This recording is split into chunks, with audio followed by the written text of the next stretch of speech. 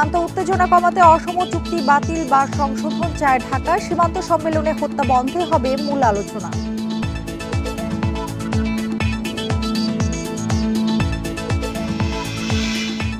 কর্মবিরতি প্রত্যাহারে ট্রেন চালু হলেও শিডিউল বিপর্যয়ে 2 ট্রেনের যাত্রা বাতিল। পরিস্থিতি স্বাভাবিক হতে লাগবে 2 থেকে 3 দিন।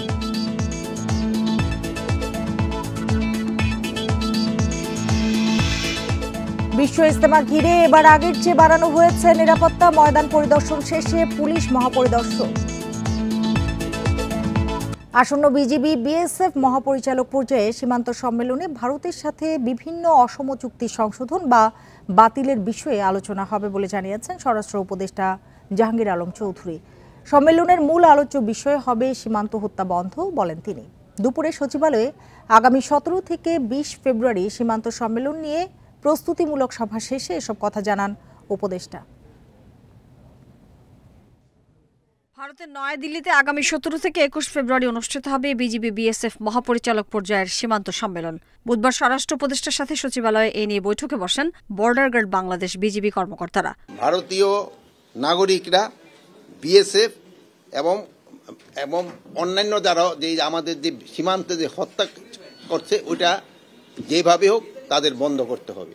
এটা কোনোভাবেই গ্রহণযোগ্য না, এটা ইন্টারন্যাশনালিও এবং যে কোনো জায়গায় হোক। বৈঠক শেষে উপদেষ্টা জানান, যে কোনো মূল্যে সীমান্ত হত্যা বন্ধ করতে হবে। এটিই হবে এবারের বাংলাদেশ ভারত সীমান্ত সম্মেলনের মূল এজেন্ডা। আমাদের একটু হয়তো আগে যারা চুক্তি করছে ওটা ইটিপি অবলিগ এসটিপি দিয়ে দিছে, ওটার মধ্যে হওয়া উচিত ছিল শুধু ইটিপি রাখা, অথবা দোনোটাই ইটিপি এসটিপি দোনোটাই থাকতে হবে। কিন্তু এই জিনিসগুলি হয় নাই, এটার জন্য হয়তো আমাদের একটা চেঞ্জ তাদের সাথে হয়তো আমাদের আলোচনা হবে। ঢাকা দিল্লির মধ্যে অসম চুক্তি বাতিল বা সংশোধন নিয়ে আলোচনার কথা জানান উপদেষ্টা। সীমান্তে স্থাপনা নির্মাণের বিষয়টিও ভারতের সঙ্গে বৈঠকে তোলা হবে বলেন তিনি। অন্যান্য রিভার ডিসপিউট যেগুলো ওরা এখন ডিমার্কেশন করছে না, ওগুলো মেইন এজেন্ডা। মোট কথা আমরা যেটা বললেন কোনো ছাড় দেশের স্বার্থ রক্ষায় ভারতকে কোনো ধরনের ছাড় দেয়া হবে না বলে স্পষ্ট জানান বিজিবির মহাপরিচালক। বাংলাদেশ ও ভারতের মধ্যে পারস্পরিক আস্থা বৃদ্ধির বিষয়টিও এবারের আলোচনায় থাকবে। এবারের সীমান্ত সম্মেলনে বিজিবি ছাড়াও সংশ্লিষ্ট বিভিন্ন মন্ত্রণালয় ও সংস্থার প্রতিনিধিরা অংশ নেবেন। Mahmuda Moumita, independent news. এ নিয়ে আলোচনা করতে লালমনিরহাটের আদিতমারি উপজেলা থেকে আমাদের সাথে যোগ দিয়েছেন নিরাপত্তা বিশেষজ্ঞ অবসরপ্রাপ্ত ব্রিগেডিয়ার জেনারেল মোহাম্মদ শামীম কামাল। জনাব শামীম কামাল, আপনাকে স্বাগত জানাচ্ছি ইন্ডিপেন্ডেন্ট টেলিভিশনে। যেটি শুরুতেই আপনার কাছে জানতে চাই যে সীমান্ত উত্তেজনার কারণ হিসেবে অসম চুক্তির কথা বলছে সরকার। দুই দেশের মধ্যে ঠিক কি ধরনের অসম চুক্তি রয়েছে বলে আপনি মনে করেন? আপনাকে ধন্যবাদ। অসম চুক্তি বিষয়টি এভাবে ঢালাও বলা আমার মনে হয় না ঠিক হচ্ছে। তখন যে নির্বাচিত সরকার ছিল, আমরা যতই এটার সমালোচনা করি না কেন, এটা সরকার, তাদের সাথে দ্বিপাক্ষিক যে চুক্তি এ পর্যন্ত আমাদের হয়েছে তাতে 2টা চুক্তি হয়েছে। একটা হচ্ছে ল্যান্ড বাউন্ডারি এগ্রিমেন্ট 1974-এ, 1975-এ একটি, এবং 2011-তে 2টা প্রটোকল হয়েছে। তো সেই চুক্তিগুলোতে দেখা গেল যে 2010 সাল থেকে 2023 সাল পর্যন্ত আমাদের সাথে ভারতের 4156 কিলোমিটার সীমান্তের মধ্যে প্রায় 3092 কিলোমিটার জায়গায় কাঁটাতারে বেড়া দেওয়া হয়েছে। এটা বলতে হবে একটা অত্যন্ত বাড়তি একটা সুবিধা আমরা ভারতকে দিয়েছি আওয়ামী লীগ সরকারের সময়। এটাকে আপনি আজকে অসম বলতে পারেন। সুতরাং সামনে যে ডিজি লেভেলে যে বৈঠকটা হচ্ছে, আমি মনে করি যে বিগত 5ই আগস্ট আওয়ামী সরকার পতনের পরে সম্পর্কের যে টানাপোড়েন, এবং এটা টানাপোড়েনটা একেবারেই খুবই বিশ্রী অবস্থায় গেছে। তো সেই ক্ষেত্রে ডিজি পর্যায়ের যে আলোচনা হবে, বৈঠক হবে, এটা কিন্তু আমি মনে করি যে একটা বড় সুযোগ। এখানে উভয় দেশের স্বার্থ ভীষণভাবে এক গ্রন্থিতে জড়িত। এখানে যে কোনো দেশ যদি কেউ মনে করে যে এককভাবে সে সিদ্ধান্ত নিয়ে কাজ করবে, তাহলে কিন্তু সে আগাতে পারবে না। তো এটা একটা সুযোগ সৃষ্টি হচ্ছে। এবং এখানে এই যে এখন 3092 কিলোমিটার আপনি বলছিলেন যে একটি সুযোগ তৈরি হচ্ছে আলোচনার জন্য। আমরা দেখি যে সাধারণ সরকারি বা পররাষ্ট্র পর্যায়ে কিন্তু এই ধরনের বিষয়ে আলোচনা হয়ে থাকে। সেক্ষেত্রে এই যে বিজিবি বিএসএফ সীমান্ত সম্মেলন, এই বিষয়ে আলোচনার মাধ্যমে কি অর্জন করা সম্ভব হবে বলে আপনি আশা রাখেন? দেখুন, আপনার এই যে টানাপোড়েন যে সম্পর্ক চলছে তাতে কিন্তু ভারতের পররাষ্ট্রমন্ত্রী শুধুমাত্র বাংলাদেশে ভিজিট করে গেছেন, এইটাই একমাত্র মানে আলোকবর্তিকা অদ্যাবধি। তো এরপরে ডিজি পর্যায়ের যে মিটিং বৈঠক হবে, এটা প্রতি বছরে হয়, কিন্তু এটা যেহেতু একটা স্টেলমেট অবস্থার ভিতরে যাচ্ছে, তার মধ্যে যদি এটা হয় তাহলে এটা আমাদের জন্য দ্বিতীয় একটা সুযোগ আমরা পাবো। আমি মনে করি যে অসঙ্গতি বলতে যেটা, যে বর্ডারে যে কাঁটাতারের সীমান্ত স্থাপন নিয়ে গত এক মাসে 5টি এলাকায় এরকম ঘটনা ঘটেছে, যেখানে কিন্তু 4-5টি বিষয়ের স্পষ্ট লঙ্ঘন বিএসএফ করছে। এক হলো শূন্য লাইন থেকে 150 গজের ভিতরে তারা কাঁটাতারের স্থাপন বেড়া দেওয়ার কথা, সেটা দিচ্ছে না। একটা সুনির্দিষ্ট ডিজাইন ফলো করার কথা, সেটা করছে না। এখানে কাঁটাতারের বেড়া বাদেও অন্যান্য কোনো স্থাপনা যদি প্রয়োজন হয়, ব্রিজ, কালভার্ট বা মসজিদ মন্দির তৈরি করার, সেক্ষেত্রে কিন্তু একটা জয়েন্ট রেকর্ড, একটা সার্ভে করতে হয় উভয় পক্ষের, সেটাও হচ্ছে না। সো এটা অনেকটা উস্কানিমূলক। এবং আপনারা জানেন যে চাঁপাইনবাবগঞ্জ সীমান্তে দুই দেশের জনগণের মধ্যে একটা বিক্ষিপ্ত সংঘাত পর্যায়ে চলে গেছে। সুতরাং এই বিষয়টাকে ডিজি পর্যায়ে আলোচনা করে যদি আপনার নিষ্পত্তি করা যায়, তাহলে এটা উভয় দেশের জন্য কল্যাণকর। এবং আমি আশাবাদী ডিজি পর্যায়ে যখন বসবেন, এত উচ্চ পর্যায়ে মিটিং হলে এখান থেকে অনেক সুফল বেরিয়ে আসবে। কারণ সেখানেই প্রয়োজন বোধে বাংলাদেশের পক্ষ থেকে তুলে ধরা হতে পারে যে আরেকটি বিষয় একটু জানতে চাই, যে আমরা দেখেছি যে অন্তর্বর্তী সরকার দায়িত্ব নেওয়ার পর থেকে কিন্তু সীমান্ত হত্যা বন্ধে বেশ তৎপর তারা। সেক্ষেত্রে একটু জানতে চাই যে সীমান্তে বাংলাদেশি হত্যা বন্ধে কতটা আশাবাদ রাখছেন আপনি এই সম্মেলন থেকে?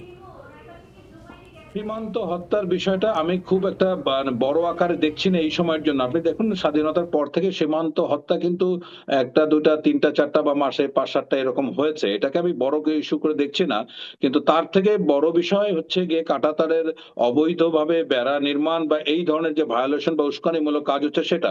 তবে হ্যাঁ, অবশ্যই তার সাথে সীমান্ত হত্যাকে শূন্যতে আনার ব্যাপারে বারবার বলা হচ্ছে, কিন্তু তারপরে দেখুন, আপনার সীমান্ত এলাকায় কিছু আনকনভেনশনাল ব্যবসা বাণিজ্য, চোরাচালান, এগুলি নিত্য নৈমিত্তিক ঘটনা, যেটা থেকে বের হয়ে আসাটা আসলে কোনো দেশের পক্ষেই সম্ভব না।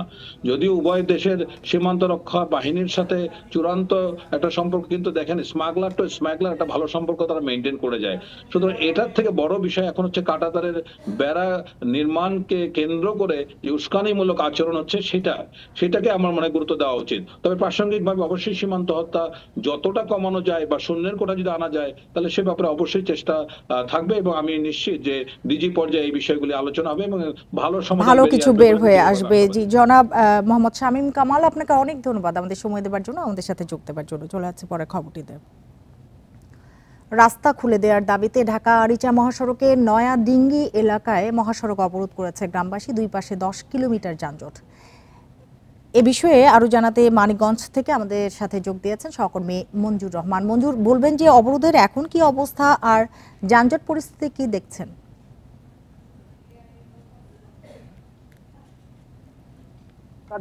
যে গুরুত্বপূর্ণ মহাসড়ক আছে সেটি কিন্তু এই গলুরাবাসী আজকে অবরোধ করে রেখেছে। তারা যেটা বলছেন যে এখানে যে শত বছরের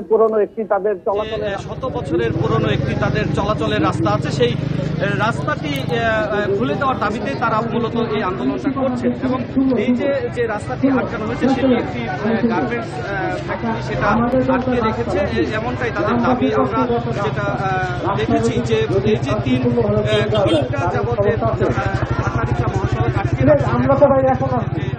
আমি আসছি তো মাত্র 2 মাস, আমার সাথে শুধু আসতে আসলো। আমি দায়িত্ব নিচ্ছি একটা শান্তিপূর্ণ ভাবে। আমাদের জেলা থেকে একটু মহোদয় 2 জন আসছেন, আমার সাথে চেষ্টা করছেন তাদেরকে, এলাকার বাসীদের তারা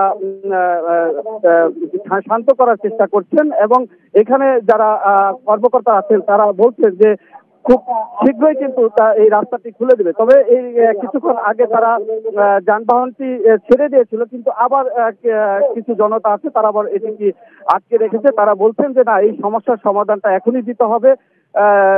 এই যে পর্যন্ত এই যে আটকে দেওয়া হয়েছে যে রাস্তাটি ফ্যাক্টরির পক্ষ থেকে, সেই রাস্তাটি যে পর্যন্ত ভেঙে দেওয়া না হবে সেই পর্যন্ত তাদের এই অবরোধ কিন্তু অব্যাহত থাকবে।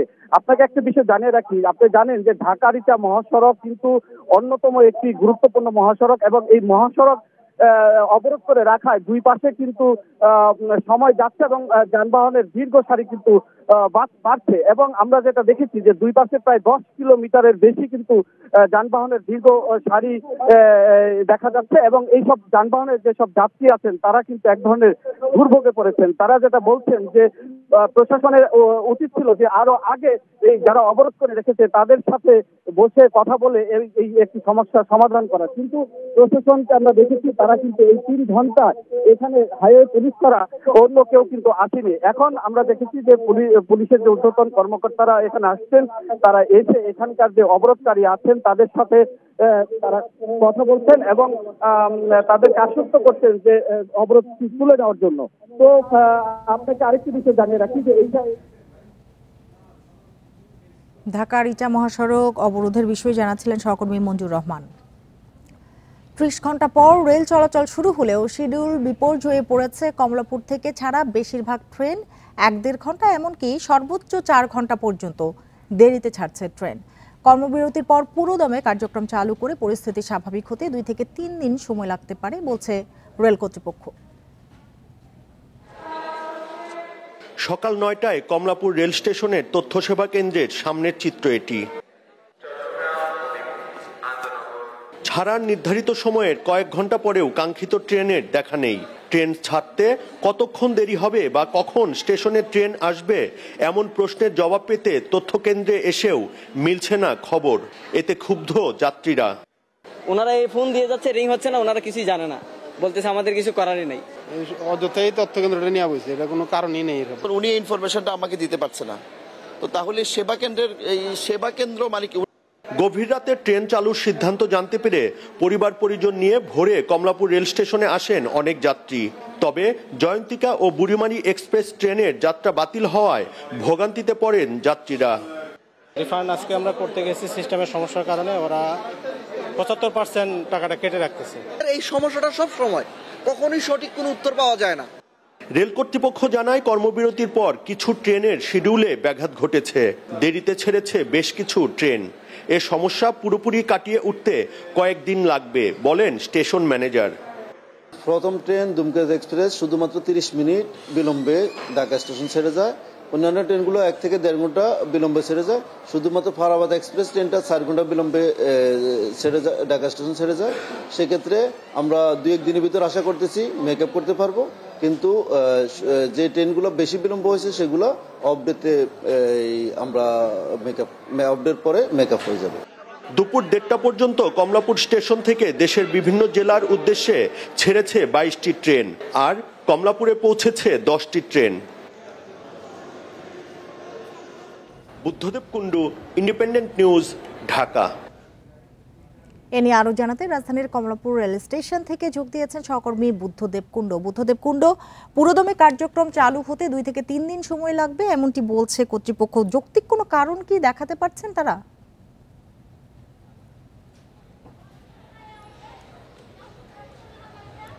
আপনি জানেন 26 ঘন্টারও বেশি সময় ধরে যে রেলের স্টাফরা কর্মবিরতিতে ছিল তার প্রভাবেই কিন্তু এই শিডিউল বিপর্যয়টা হয়েছে এমনটি বলছেন। এর আগেও আমরা দেখতে পেয়েছি বাংলাদেশ রেলওয়ে কোনো দুর্ঘটনা বা কিছু হলে আসলে এই শিডিউল বিপর্যয়টা হয়, এবং তেমনটি কিন্তু বলছেন যে যেহেতু কর্মবিরতিতে ছিল এবং অনেক শ্রমিক বা অনেক রেল কর্মচারী এই হঠাৎ যে একটি সিদ্ধান্ত হবে গভীর রাতে, আপনি জানেন যে গতকাল রাত 2:30টার সময় রেল উপদেষ্টার বাসভবনে একটি বৈঠক বসে এবং তারপরে সিদ্ধান্ত হয়। এর আগে কিন্তু বাংলাদেশ রেলওয়ের পক্ষ থেকে একটি চিঠি দেওয়া হয়েছিল যে 9টা পর্যন্ত বন্ধ থাকবে।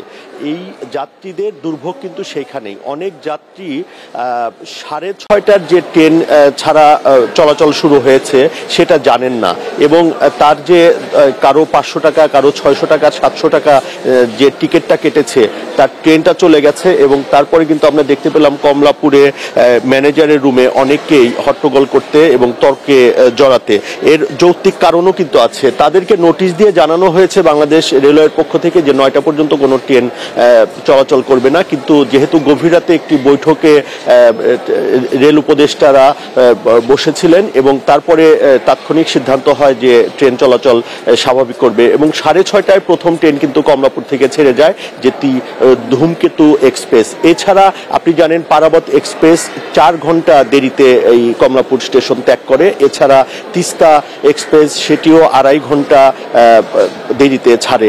এখন আমরা দেখতে পাচ্ছি যে চট্টলা এক্সপ্রেস যেটা 1:30টায় এখান থেকে কমলাপুর স্টেশন থেকে ছেড়ে যাওয়ার কথা ছিল, সেটা কিন্তু 3:45-এ দেখাচ্ছে, এখানে যে বোর্ড আছে সেখানে দেখাচ্ছে। অর্থাৎ এই প্রায় প্রত্যেকটা ট্রেনই 1.5 থেকে 2 ঘন্টা 2.5 ঘন্টা করে লেট হচ্ছে এবং তার প্রভাব কিন্তু আমরা স্টেশনে দেখতে পাচ্ছি। প্রত্যেকটা প্ল্যাটফর্মের যে বসার জায়গাটাতে আছে এগুলো পরিপূর্ণ এবং অনেকেই এসেছেন। প্রচারে যেমন একটা সমন্বয়হীনতা ছিল, যার কারণে এই যে বিপর্যয় সেটি শুরু হয়েছে। আরেকটি বিষয় যে সকাল থেকে কয়টি ট্রেনের যাত্রা এখন পর্যন্ত বাতিল হয়েছে?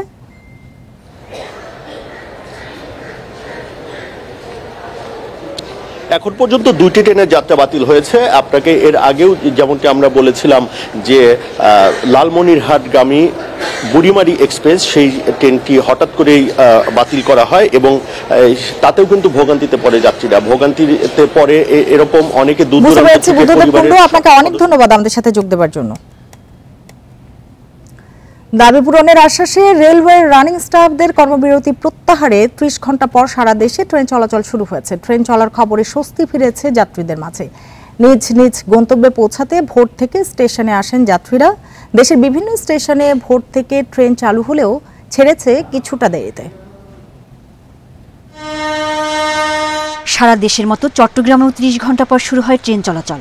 সকাল 8:10 দিনের প্রথম ট্রেন চট্টলা এক্সপ্রেস ঢাকার পথে যাত্রা করে। যাত্রীদের সুবিধা বিবেচনা করে নির্ধারিত সময়ের 2 ঘন্টা 10 মিনিট দেরিতে ছাড়ে ট্রেনটি। পরে একে একে স্টেশন ছেড়ে যায় পাহাড়িকা ও সুবর্ণ এক্সপ্রেস। ট্রেন চলাচল শুরু হলেও সকালের শিডিউল ঠিক থাকেনি বেশিরভাগ ট্রেনের। ট্রেন চলাচল স্বাভাবিক হয় স্বস্তি ফিরেছে যাত্রীদের মাঝে। সকাল থেকেই স্টেশনে ছিল ভিড়। ট্রেনটা যদি না ছাড়তো তাহলে আমাদের কি হতো, লক্ষ লক্ষ মানুষ কষ্ট পাইতো, ভোগান্তির শিকার হতো। চট্টগ্রাম থেকে কোনো ট্রেনের যাত্রা আমরা বাতিল করছি না, আমাদের শিডিউল কিছুটা বিপর্যয় হচ্ছে। আশা করি আমরা বিকালে মহানগর গোদলি থেকে শিডিউল বিপর্যয় থাকবে না, সবগুলো ট্রেন আশা করি সঠিক সময় চালাতে পারবো। রাজশাহী থেকে ভোরে খুলনার উদ্দেশ্যে ছেড়ে যায় সাগরদাড়ি এক্সপ্রেস ট্রেন। পরে ঢাকার পথে যাত্রা করে মধুমতি বনলতা ও সিল্ক সিটি এক্সপ্রেস ট্রেন। তবে 20 মিনিট দেরিতে ছাড়ে বনলতা ও সিল্ক সিটি এক্সপ্রেস। ট্রেনে ভ্রমণ করতে পেরে স্বস্তি জানান যাত্রীরা। আমার নিশ্চিত ছিল আমি বাসে যাব, সকালে শুনলাম প্রত্যাহার করা হয়েছে ধর্মঘট, সেক্ষেত্রে আমি এসেই আমি টিকিটটা পেয়েছি। আমি অনেক সো হ্যাপি। কাজে তারা যোগ দিবে এই মর্মে সিদ্ধান্ত হয়েছে। সেক্ষেত্রে আমাদের রাজশাহী থেকে দূরপাল্লা এবং স্বল্প পাল্লার যে ট্রেনগুলো সেগুলো যথারীতি ছেড়ে যাচ্ছে। এদিকে সিলেট স্টেশন থেকে ভোর 6:15 ঢাকার উদ্দেশ্যে ছাড়ে কালনী এক্সপ্রেস ট্রেন। প্রায় 1.5 দিন পর ট্রেন চলা শুরু হয়, ভোগান্তি কেটেছে যাত্রীদের। পুনরায় সবকিছু আবার চালু হয়েছে, এই জিনিসটা আমার খুবই ভালো লেগেছে। খুলনা রেল স্টেশন থেকে বিভিন্ন গন্তব্যে ছেড়ে যায় ট্রেন। রেল চলাচল স্বাভাবিক হওয়ার খবরে ভোর থেকে স্টেশনে আসেন যাত্রীরা। সোহেলি জাহান, ইন্ডিপেন্ডেন্ট নিউজ। ডাক্তার হুমায়ুন, আপনাকে অনেক ধন্যবাদ আমাদের সাথে যোগ দেওয়ার জন্য। চলে আসছি পরের খবরটিতে। বিশ্ব ইজতেমা ঘিরে এবার নিরাপত্তা আগের তুলনায় বাড়ানো হয়েছে বলে জানিয়েছেন পুলিশ মহাপরিদর্শক বাহারুল আলম। বেলা 11:30টার দিকে গাজীপুরে ইজতেমা ময়দানে কথা বলেন তিনি। আইজিপি বলেন, পুরো ইজতেমা ময়দান নিরাপত্তার চাদরে ঢাকা থাকবে। ইজতেমার বিশেষ নিরাপত্তায় পুলিশ ও র্যাব সদস্যদের পাশাপাশি বোম ডিসপোজাল ইউনিট, সোয়াট টিম, ডগ স্কোয়াড, নৌ টহল ও হেলিকপ্টার টহল থাকবে। পর্যাপ্ত সংখ্যক সিসিটিভি ক্যামেরা, আইপি ক্যামেরা ও নাইট ভিশন ক্যামেরা দিয়ে মনিটরিং করা হবে। এছাড়া প্রতিটি খিত্তায় সাদা পোশাকে পুলিশ মোতায়েন থাকবে। এবার আইনশৃঙ্খলা বাহিনীর সদস্যদের ব্রিফিং এর পাশাপাশি বুকলেট দেওয়া হয়েছে বলেও জানানো হয়। আগামী শুক্রবার শুরু হচ্ছে ইজতেমার প্রথম পর্ব।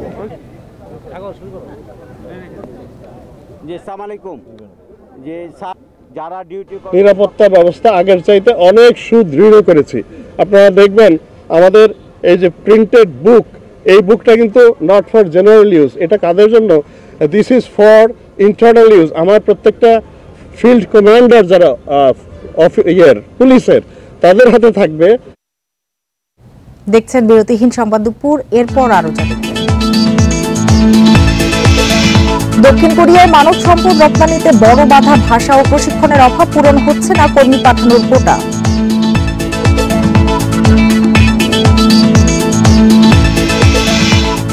আরাকান আর্মির কবল থেকে 13 দিনেও মুক্ত হয়নি বাংলাদেশি কার্গো জাহাজ। ইয়াঙ্গুন টেকনাফ বাণিজ্যে বন্ধে উদ্বেগ।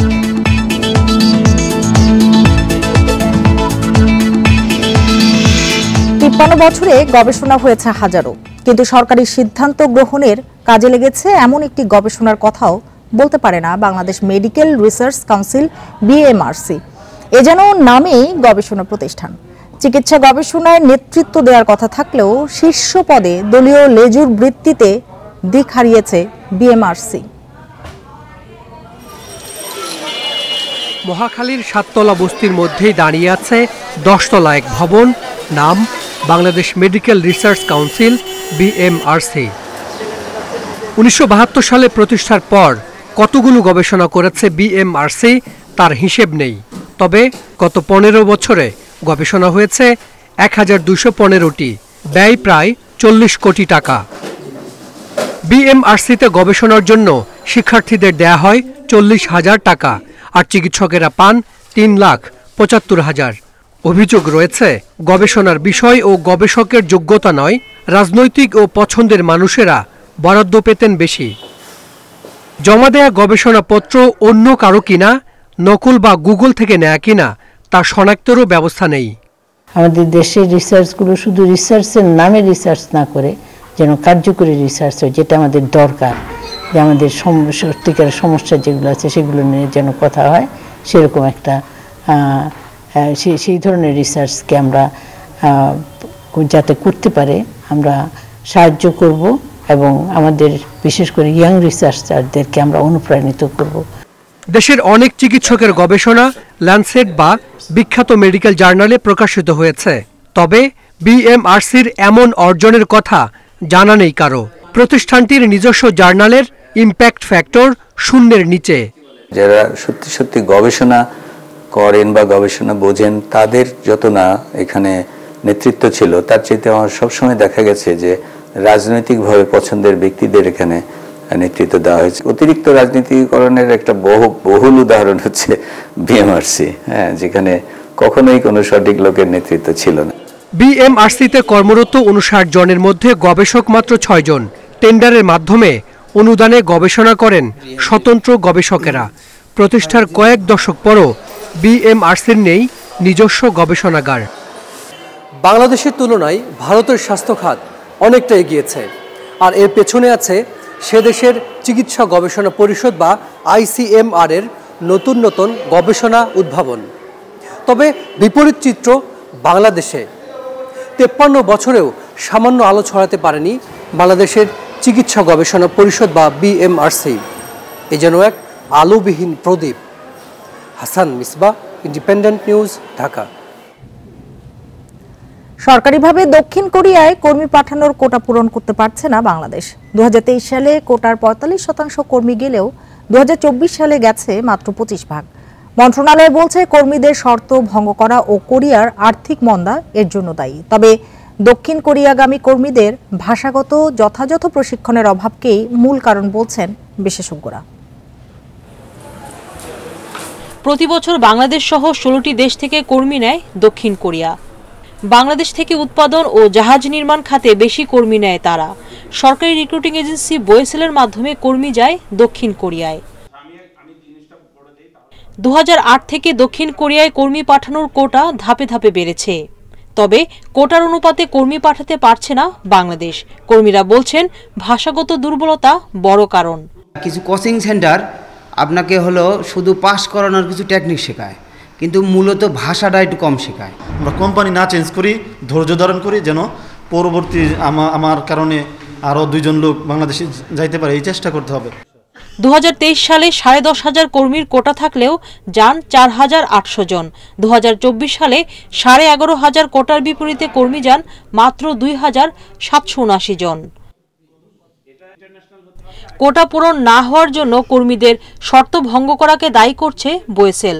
সংস্থাটি বলছে 6 মাসের মধ্যে চাকরি পরিবর্তন করে 40% কর্মী। রাজনৈতিক অস্থিরতায় সে দেশের রপ্তানি খাতের কাজ কমে যাওয়াও কারণ। আমি বলবো না রাজনৈতিক অস্থিরতার কারণে এটা হচ্ছে, সব মিলে গভর্নমেন্ট সকল নিয়োগকর্তা তাদের যে প্রয়োজনের অনুযায়ী আর্ন হচ্ছে না বিদায় আমার মনে হচ্ছে যে এটা কোটাটা পূরণ হচ্ছে না। বিশেষজ্ঞরা বলছেন দক্ষিণ কোরিয়ার মতো উচ্চ সম্ভাবনাময় বাজারের জন্য এদেশের কর্মীদের প্রশিক্ষণ উপযুক্ত নয়। অভিবাসী যারা পটেনশিয়াল তাদের পরিবর্তনের জন্য, আচরণ পরিবর্তনের জন্য তাকে কি ধরনের প্রশিক্ষণ দেওয়া উচিত, কতটুকু প্রশিক্ষণ দেওয়া উচিত সেটা নির্ধারণ করতে হবে। কোরিয়ান ভাষা শেখার জন্য যে স্কিল, সেই স্কিল ট্রেনিং এর কোয়ালিটি নিয়ে তো কোশ্চেন আছে, সেটা ডিউরেশন নিয়েও কোশ্চেন আছে। দক্ষিণ কোরিয়ার শ্রমবাজার ধরে রাখতে এ খাতে সরকারের বিনিয়োগ বাড়ানোর আহ্বান বিশেষজ্ঞদের। সুলতানা জাহান মিতু, ইন্ডিপেন্ডেন্ট নিউজ, ঢাকা। 13 দিন পরও মুক্ত হয়নি আরাকান আর্মির হাতে আটক বাংলাদেশি কার্গো জাহাজ। এ নিয়ে উদ্বিগ্ন ব্যবসায়ীরা। তারা বলছেন মিয়ানমার উত্তেজনা নিয়ন্ত্রণে না এলে দুদেশের বাণিজ্য সংকটে পড়বে। সরকারকে দ্রুত পদক্ষেপ নেওয়ার তাগিদ দিয়েছেন ব্যবসায়ীরা। পণ্যবাহী জাহাজ আটকে চাঁদাবাজির অভিযোগে ইয়াঙ্গুন থেকে টেকনাফ স্থলবন্দর পর্যন্ত বাণিজ্য বন্ধ রেখেছে মিয়ানমার। ব্যবসায়ীরা বলছেন রাখাইন রাজ্যের অস্থিরতার কারণে বাণিজ্য সংকট তৈরি হচ্ছে, যা প্রভাব ফেলবে সার্বিক অর্থনীতিতে। ব্যবসায়িক ক্ষেত্রে এবং অর্থনীতির ক্ষেত্রে যদি আমরা চিন্তা করতে। আর এই ছিল এখনকার সংবাদে। ইন্ডিপেন্ডেন্ট টেলিভিশনের সব খবর আরো বিস্তারিত জানতে চোখ রাখুন ফেসবুক, ইউটিউব এবং এক্সে। ধন্যবাদ সবাইকে এতক্ষণ সাথে থাকার জন্য।